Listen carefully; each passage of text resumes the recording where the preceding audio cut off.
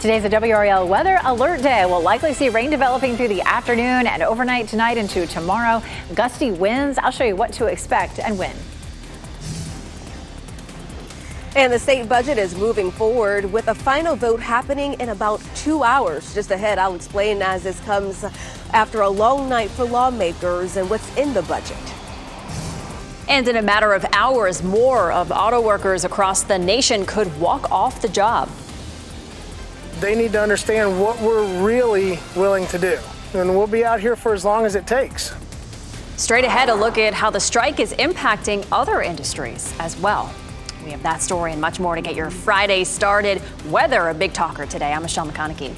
And I'm Renee Chu. If you need to run any errands today, do anything outdoors, get it done on the early side. We're going to start seeing rain in the afternoon and wind. Meteorologist Elizabeth Gardner in the WRAL Severe Weather Center with what we are in store for. It is a WRAL weather alert day, which really kicks in this evening. And that's the time that we'll see more widespread rain and the winds will really start to become gusty. By the time it's all over, we could see 1 to 3 inches of rain around the triangle, but some heavier amounts possibly in the eastern part of the state. We'll see gusts around here up to 40 miles per hour. Potential tropical cyclone 16. We have the new 8 o'clock advisory. No change. It still has winds at 50 miles per hour moving north at 14. And that was a change from overnight last night, both of wind speed and both forward motion. It is likely to make landfall around early morning hours on Saturday and continue to push inland across eastern North Carolina and then out of here in time for a decent day on Sunday. Here's a look at currently we're looking at. Did it? No, it didn't. It is still potential tropical cyclone. I saw that spin begin on the actual graphic there. So anyway, we're looking at the low pressure system continuing to spin some moisture in, some rainfall in eastern North Carolina. We'll zoom in and you can see some of that rain around Greenville. Nothing quite yet in our viewing area. It's probably going to be a few more hours before it arrives here. All right, we take a look at Futurecast and we're looking at that increasing rain across our area from east to west during the afternoon. Some of that will be heavy at times this evening and overnight. Embedded in some of these heavy rain bands will be winds gusting up to 40 miles per hour, which could cause some minor damage, maybe a few isolated trees down. The wind and the rain begin to taper off during the evening on Saturday, and Sunday still looks good. We have a level 1 risk for severe storms in our eastern counties, and then a better chance for tornadoes closer to the coast. Our best chance of flooding will be from Goldsboro northward, where we could see 2 to 4 inches of rainfall. Of course, along the coast, conditions look worse with gusts up to 70, 4 to 6 inches of rain, and up to 3 to 5 feet of storm surge. It is gray across our area right now. The winds are starting to pick up a little bit out of the northeast at 10. We'll see that increasing as we get into the afternoon and evening, certainly. And of course, we're looking at conditions continuing to worsen as we get into Saturday. Anthony? Elizabeth, we head out to the roads right now. We're seeing some pretty calm conditions across the Durham area. No major backups here on this map. You can see everything looking relatively calm. A little bit different story, though, closer to Raleigh. We did have an earlier crash that's in the clearing stages, but on I-40 westbound there near Raleigh Road, that was certainly causing some issues out there. We'll continue to watch that pretty closely. Actually, that was Lake Wheeler Road on that one. 8-minute backup on US 1 south from Wake Forest. Everyone else looking pretty calm, but we will continue to watch it here over the next couple of hours. All right, thanks, Anthony. People on the coast are preparing for the impact of the storm developing offshore. If you're heading that way for the weekend, you need to be prepared. WRAL's Shelley Jackson is joining us this morning. And Shelley, what do families need to know if they are taking that trip to the coast? Well, definitely watch out for potential rip currents and storm surges if you're going to make that drive to the coast. Many families are expected to head along this stretch of I-40 because Monday is a planning session for Wake County Public Schools. Now, if you're going, make sure you pack an emergency kit. Include a flashlight, extra batteries, food, water, and of course, a phone charger. Governor Cooper and state emergency management officials are urging you to be prepared and stay safe. They say they are ready to respond to any issues. Businesses along the coast are used to these weather systems, and we spoke to the owner of Sweet and Savory Cafe, that's near Wrightsville Beach, about their storm plans. So you sort of hang on doing things normally as you can until you have as much information as you can, and then you make the best call you can. And sometimes you guess right, sometimes you guess wrong. You don't ever want to put staff in danger. So wherever you are this weekend, make sure you are aware of that local forecast. You can sign up for weather alerts at WRAL.com. Shelley Jackson, WRAL News, live near Benson. And the WRAL Severe Weather Team will continue tracking the system throughout today and the weekend. You can get instant updates and alerts in the WRAL News app. It is free to download. The state's $30 billion budget bill is close to a done deal. This is a live look at the legislative building where the House cleared the budget after midnight. It now needs final approval from the Senate. WRAL's Laura Levine joins us now live from the legislative building. Laura, after months of negotiations, the budget could be on the governor's desk within hours. Yeah, Renee, good morning. The House's approval came to a 70-40 vote around 12:30 this morning after a day of very intense debates for over the $30 million spending plan. If you take a look inside there, you can see House Speaker Tim Moore giving that final announcement on the vote. The initial votes yesterday, with every Democrat in the state Senate voted against the budget, as well as all but a small handful of Democrats in the House, despite the budget containing Medicaid expansion, which is a key priority for Democrats. They said the budget contained too many other objectionable features, such as further tax cuts, too low raises for state workers, and hundreds of millions in additional funding for private schools in the form of tuition vouchers. This morning, 5 Democrats voted with Republicans to move the budget forward. Governor Roy Cooper says he wasn't sure yet if he would vote or sign or veto that budget after it passes the legislature, and here's why. Grossly underfunds public education. It provides tax cuts for the very wealthiest among us. It provides private school vouchers, which will end up hurting public education. All right, so we have just about 2 hours when the Senate will vote on this at 9:30. Of course, we'll keep you updated on what happens from there. We do know that it will head to Governor Cooper's desk after that vote. Laura Levine, WRAL News, live in Raleigh. People in Northampton County are being asked to lock their doors and be on the lookout after a man escaped custody following an arrest. The sheriff's office says 32-year-old Dwayne Boone of Pendleton escaped yesterday after being arrested at his home on numerous warrants. Deputies are now searching for him around the town of Jackson. If you see him, call 911. 2 people in Goldsboro are facing gun charges after police say a 6-year-old girl accidentally shot herself in the hand. 22-year-old Eliana Parker and 27-year-old Terrell Bedell are both charged with failure to secure firearms. The 6-year-old was taken to UNC Medical Center in Chapel Hill and is expected to be okay. More of the nation's auto workers could walk off the job in a matter of hours. The United Auto Workers Union says workers at more auto plants will join the picket line at noon unless significant progress is made in negotiations with the big 3 automakers. The strike started a week ago with about 13,000 workers at 3 key plants.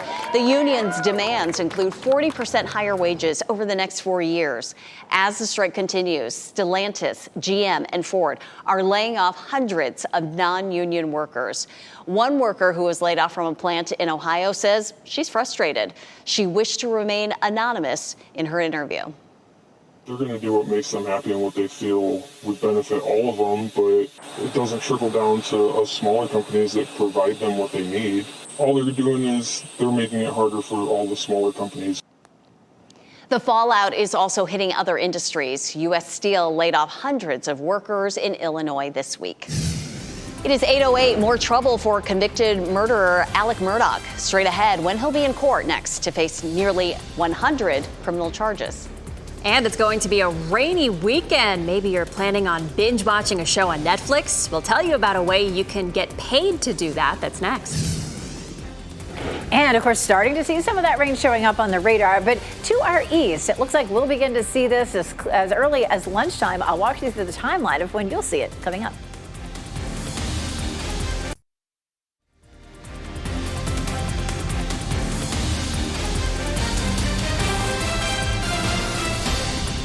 Welcome back. Time now 8:12 on your Friday morning. You're taking a live look at a very cloudy Beaufort this morning. You're watching WRAL News, available on Spectrum and the WRAL app on your TV or streaming device.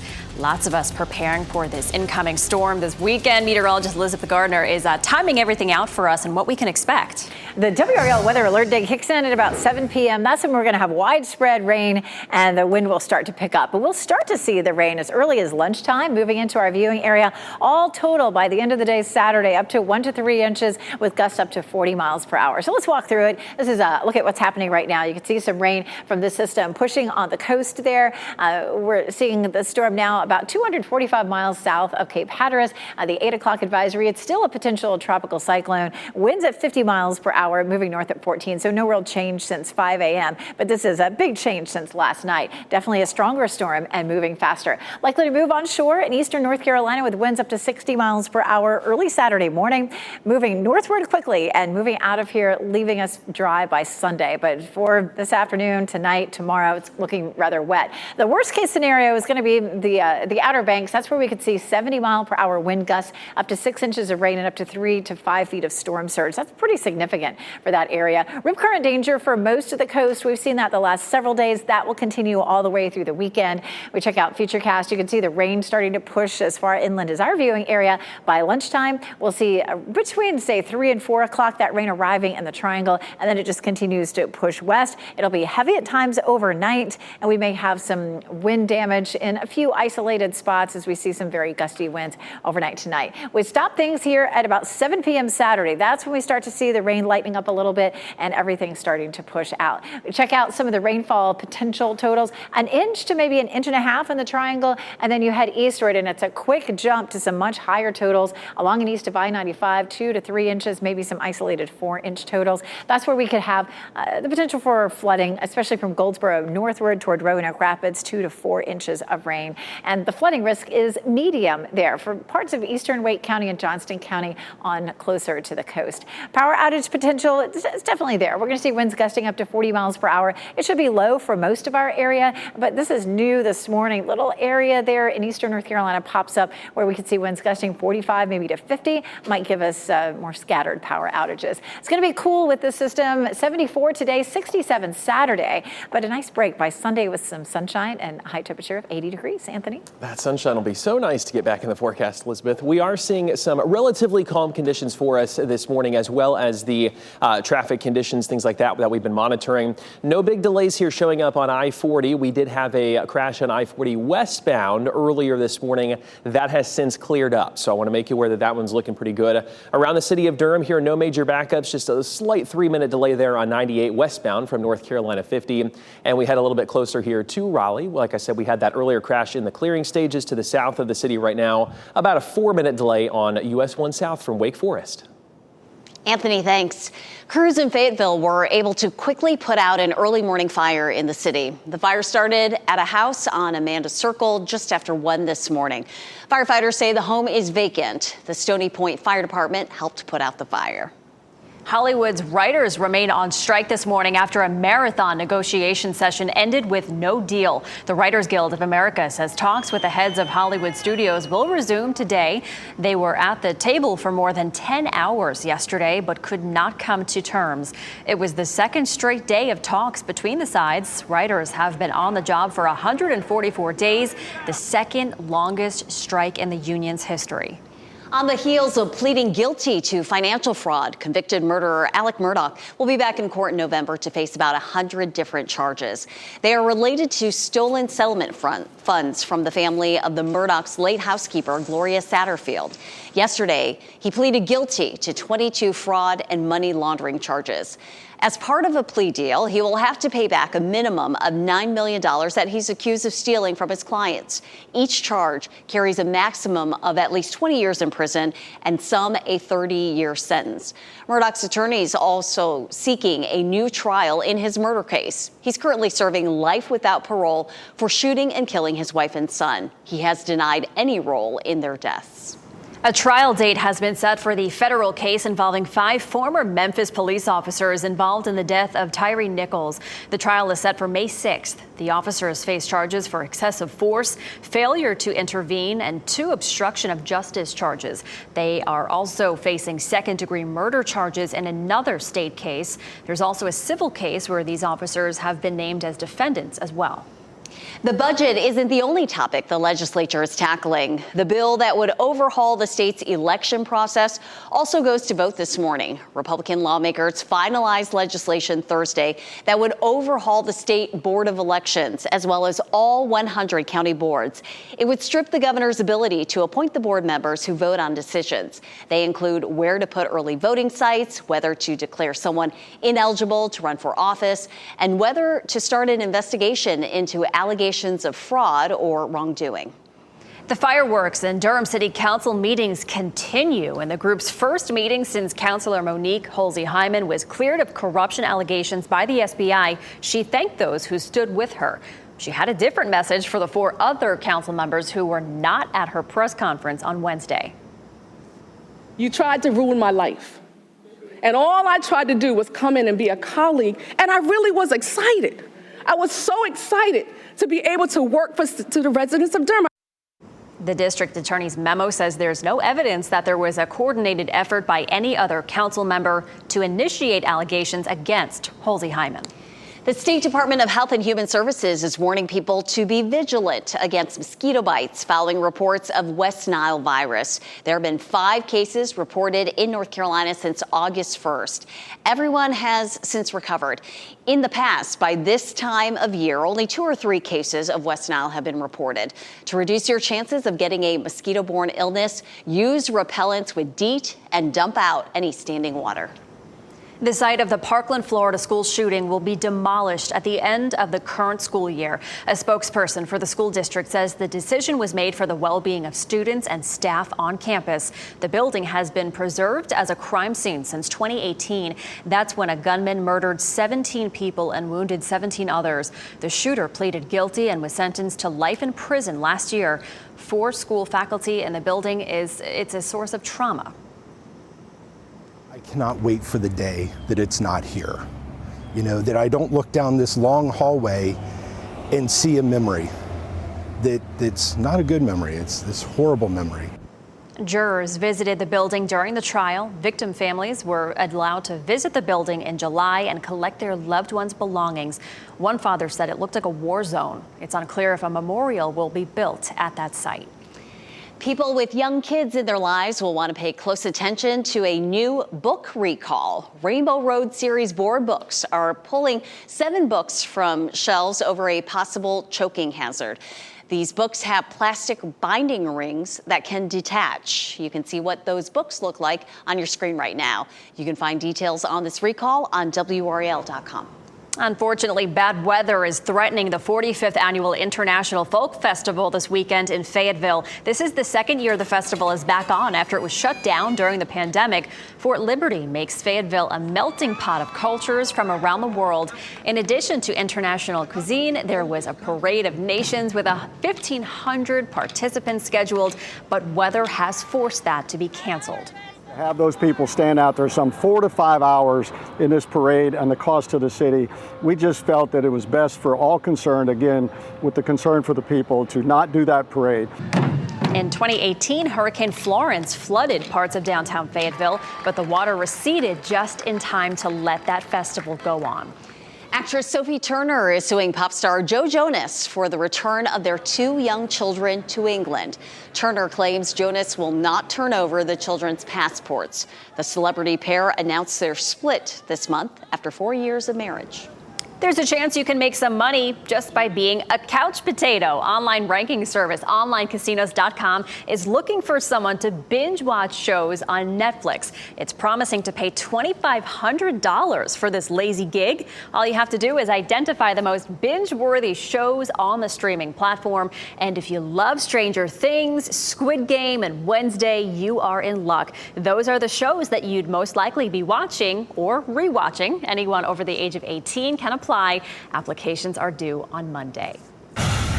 Oh, the fast start for Christian McCaffrey and the San Francisco 49ers is not slowing down. They hosted the New York Giants last night. On this run, McCaffrey went over 5,000 yards for his career. Later in the game, he got into the end zone for a touchdown. The 49ers improved to 3-0 on the season with a 30-12 win. You can watch college football tomorrow night on WRAL. It's a battle of top 10 teams as 6th-ranked Ohio State travels to South Bend to play 9th-ranked Notre Dame. Kickoff is at 7:30. Are you ready for some bluegrass? The IBMA Bluegrass Festival begins next Friday, and downtown Raleigh is already counting down to the big event. The Banjo Countdown Clock is up in front of Raleigh Memorial Auditorium. The festival is the largest urban bluegrass festival in the world.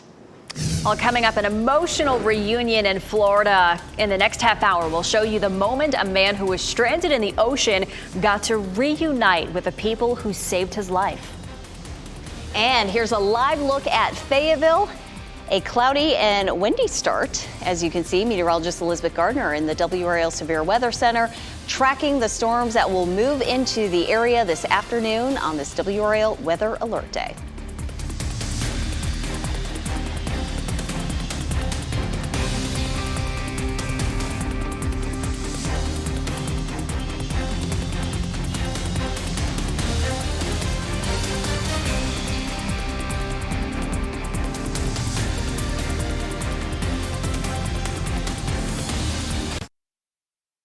As you get into your car, tune to WRAL News Plus on your radio. In Raleigh on 99.3 FM. In Durham, 96.5 FM. And everywhere on 101.5 HD3. Good Friday morning. Time now is 8:26. I'm Michelle McConaughey. It is a WRAL Weather Alert Day. The rain is starting to push in. Meteorologist Elizabeth Gardner shows us exactly where it is falling right now. Yeah, here's a HD Doppler network. You can see some of that rain in eastern North Carolina along the coast. None of that quite in our viewing area yet, but give it another couple of hours and we'll start to see that, say, down around Wilson and down toward Goldsboro and through Sampson County. We have a level 1 risk for severe storms in our eastern counties. That's where we could see a few isolated reports of wind damage, a chance of tornadoes a little closer to the coast. A flood watch in effect from Goldsboro northward. That's where we'll see 2 to 4 inches of rain tonight and tomorrow. It's a fairly pleasant morning out there. It's a live look at Apex. Yes, it is cloudy. If you're walking the dog, you want to get that done as quick as you can. I know, you still have to walk the dog this evening, but it is going to be wet and windy. Highs will be in the mid-70s. Anthony?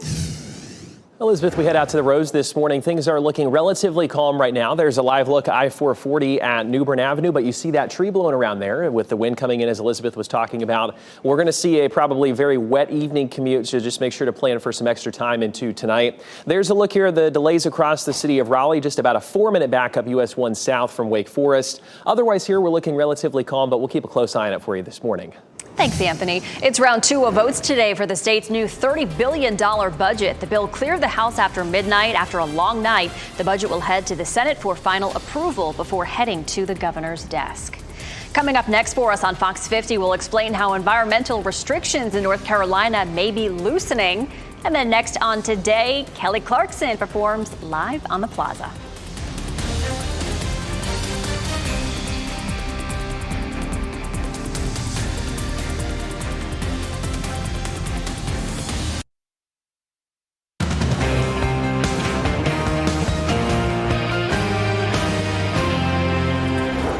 Today's a WRAL Weather Alert Day. As we get through the day, the rain will start to pick up in intensity. The winds begin to gust to 40 miles per hour. I'll show you the timeline where you are.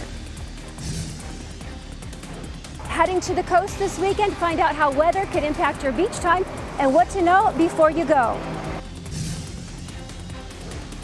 The state budget is moving forward with a final vote happening later this morning. Just ahead, I'll explain what happened just after midnight and what's in the bill that will affect so many North Carolinians. It is 8:30. We're going to be in for some rough weather that will affect your Friday night and Saturday plans. I'm Renee Chu. And I'm Michelle McConaughey. Yeah, luckily we have meteorologist Elizabeth Gardner here to walk us through all of this. It is a WRAL Weather Alert Day, Elizabeth, and we just heard Shelley, if you're planning to go to the coast, you have to prepare. You do. And, I want to say, tonight and Saturday is going to be uncomfortable at the coast and there could be some damage. But Sunday, just like here, it should be okay. You won't be able to get in the water because of the rip current danger, but the weather will improve. improve.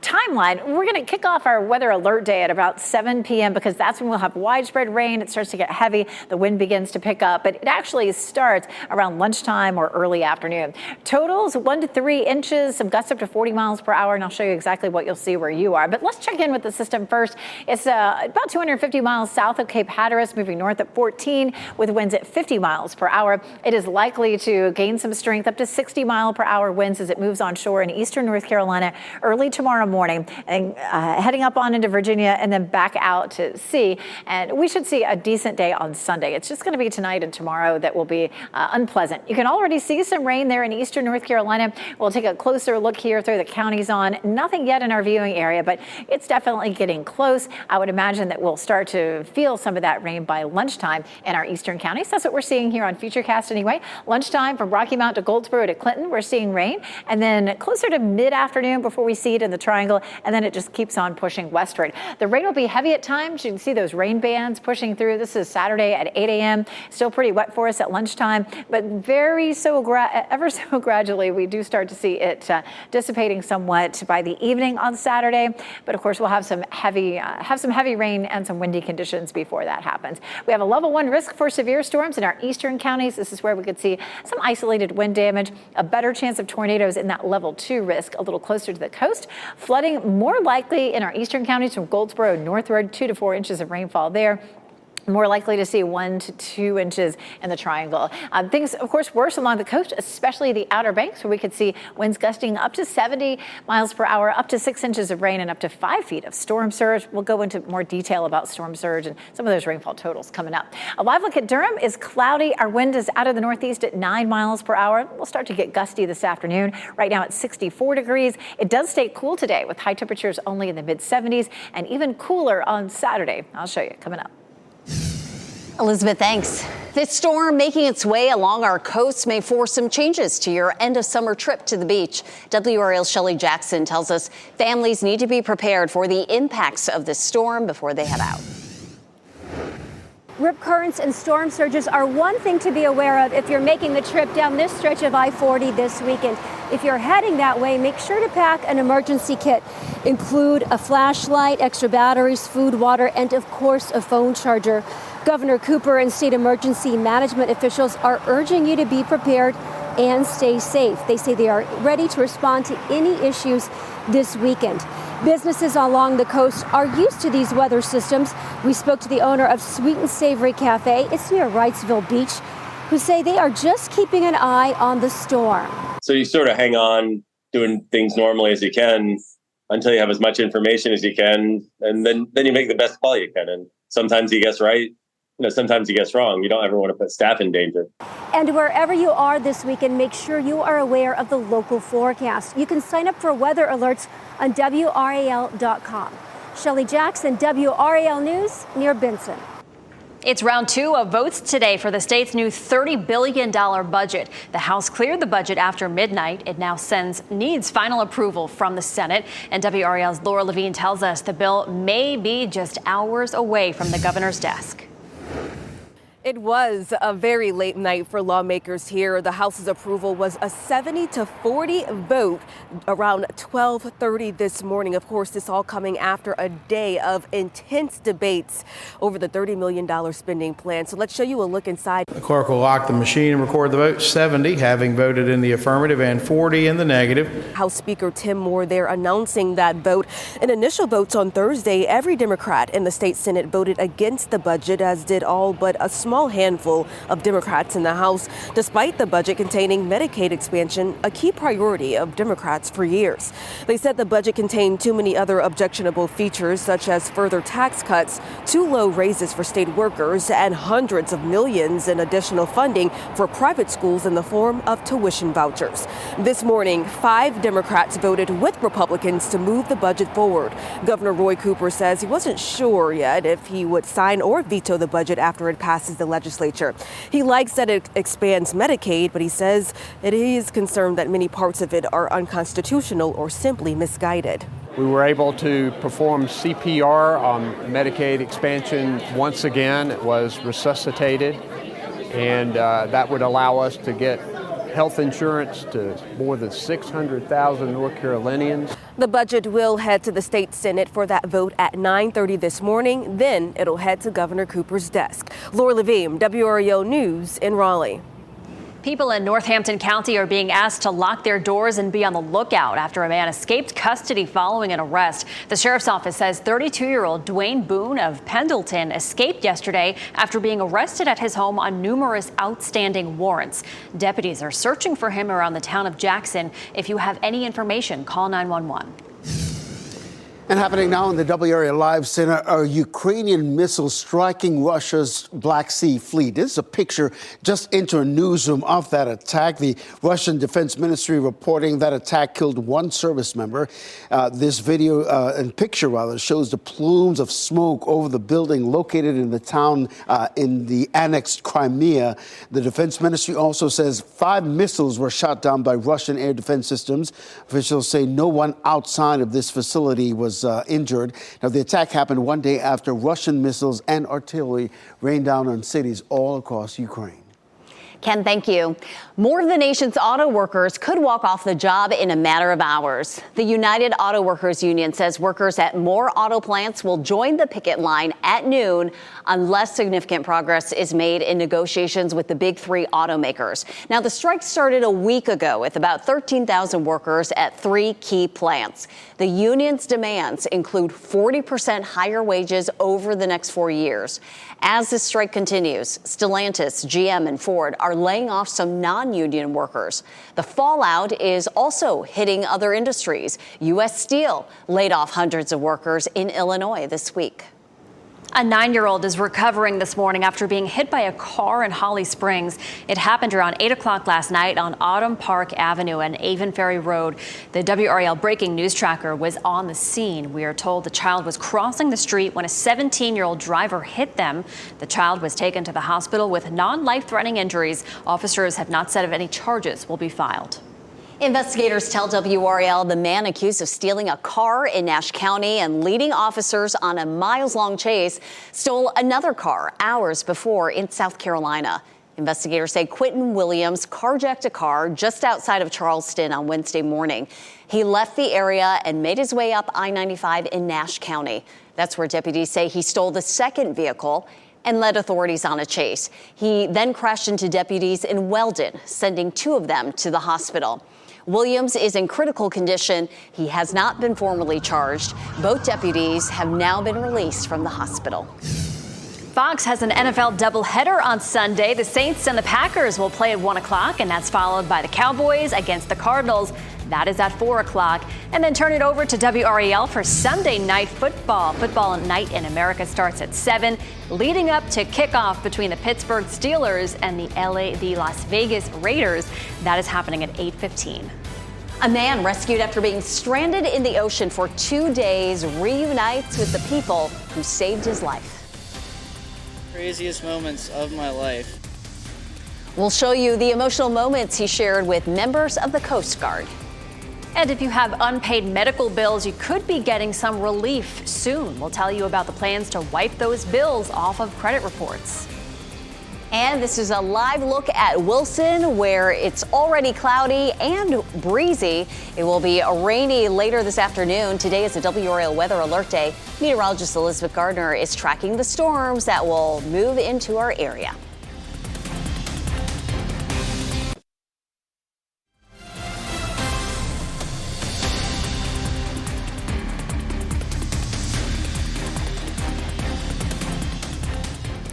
Welcome back. It is 8:43. We're taking you to the coast. This is a live look at Beaufort, and you can see it is already raining pretty hard there. Gray skies. It's just going to be a very tough weekend for the coast. They're going to see the biggest impacts from this potential tropical system that's developing. Meteorologist Elizabeth Gardner in the WRAL Severe Weather Center with our impacts as well. We're likely to see 1 to 3 inches of rainfall. Obviously, the closer you get to the coast, the heavier those totals will be, with some gusts up to 40 miles per hour. It's a WRAL weather alert day starting at about 7 p.m. Now, we're going to see rain way before that, but it's just likely that we'll be seeing some of the heavier rainfall totals, the stronger winds as we get into this evening. It's a potential tropical system because it doesn't have a closed circulation, and that is one of the definitions of a tropical storm. But it could have that before it actually reaches shore here in eastern North Carolina. It's already feeding some rain into eastern North Carolina, and it doesn't really matter whether it gets named tropical storm. The impacts for us will be the same. It's moving north at 14 with winds at 50 miles per hour, so it did strengthen and started to move a little faster overnight last night. Right now, we're looking at this being 2 a.m. on Saturday, and it's likely to move onshore through eastern North Carolina during the morning hours on Saturday, continue to trek northward, and then start to make a right turn back out to sea. The biggest impacts will, of course, be along the coast, especially the Outer Banks. This is where we could see gusts up to 70 miles per hour, up to 6 inches of rain, and storm surge at 3 to 5 feet. We take a look at the storm surge, and the darker pink area is where there's a warning, where it's more likely that we would see 3 to 5 feet, and that includes the Inner Banks. We're going to see that wind rotating counterclockwise, pushing that water up against the land here. That's where we're more likely to have flooding, and then we do have maybe 2 to 4 foot storm surge in those pink shaded areas. This is a look at our overall setup. The low continues to move northward, spreading rain inland. We'll see that continuing through the afternoon, and overnight it becomes heavy with some gusty winds. We take a look at the timeline for rain for us, likely to start moving into our viewing area by around noon. By mid to late afternoon, it's in the triangle area and continues to push westward, and you can see the heavy rain there in the yellows and oranges. Within those heavy rain bands, we'll likely see some gusts up to 40 miles per hour. This is Saturday morning, and it stays pretty heavy all the way through lunchtime and continues to rain even during the afternoon and evening, but just not as heavily, and then gradually starts to pull out on Saturday night. The winds will continue to be breezy through Saturday afternoon and evening. Level 1 risk for severe storms in our eastern counties, better chance for tornadoes along the coast. From Goldsboro northward, that's where we have a flood watch in effect, and we'll take a look at some of those potential rainfall totals. Easily 1 inch to 1.5 inches from the triangle area westward, and then those numbers really jump along and east of I-95, 2 to 3 inches, maybe some isolated 4-inch totals. In terms of wind, from Raleigh westward, we'll gust up to 35, from Raleigh eastward, gusting up to 40, and then we get into 50, 60, 70 mile per hour wind gusts as you get closer to the coast. Bits and Mule Days, of course, we're a proud community sponsor. This afternoon, it's going to be messy as well as much of tomorrow, but Sunday still looks pretty good. Partly cloudy and 80 degrees. Really messy for Football Friday. It will be windy and chilly with temperatures in the mid-60s, and of course, a good chance for rain. Downtown Durham looking gray right now, 64 degrees with a dew point of 60. Around town, we're looking at temperatures in the mid-70s for this afternoon, so it's cooler than it was yesterday, and tomorrow even cooler with a high of just 67. But again, Sunday's not looking bad. We continue with some dry weather early next week. All right, thanks, Elizabeth. New this morning, 3 people are seriously injured after a shooting in Charlotte. Police say it happened near an apartment complex in East Charlotte. 2 people have life-threatening injuries. 1 person is seriously hurt. No word on any arrests at this time. Lawmakers in Washington are scrambling to avoid a government shutdown as you look live at Capitol Hill. The federal government runs out of money at the end of September. Without congressional action, it shuts down on October 1st for the first time since 2019. A government shutdown would force hundreds of thousands of federal workers to be furloughed or to work without pay until the shutdown ends. National parks would be closed, and government services like food safety inspections, passport applications, and small business loans would be slowed. If you have unpaid medical bills, they could soon be wiped from your credit reports. The Consumer Financial Protection Bureau is considering a proposal that would stop credit companies from including that type of debt on Americans' credit reports. The agency's director says medical bills are often mistakes because of issues with insurance and coverage and should not affect credit scores or the ability to receive a loan. The agency wants input from small businesses that might be affected before the rule is proposed next year. And now to a dramatic rescue at sea and the emotional reunion between a man and the people who saved his life. Charlie Gregory disappeared at sea for almost 40 hours last month off the coast of St. Augustine, Florida. His 3 a.m. fishing trip was in the intracoastal, but when a wave knocked over his boat and dumped his flares and cell phone, he was swept 12 miles away with no working motor. His 8-foot aluminum boat was partially submerged in water and was surrounded by sharks the same size. Finally, crews looking for Charlie spotted him in the ocean. Charlie's parents were in disbelief and most of all relieved. He's alive. Charlie's been found. He's alive. And we went from dead to living in a split second. My goodness. Thursday, the Gregorys were able to meet with members of the Coast Guard who helped save Charlie. He says he's still enjoying the water and his family is filled with joy to have him back.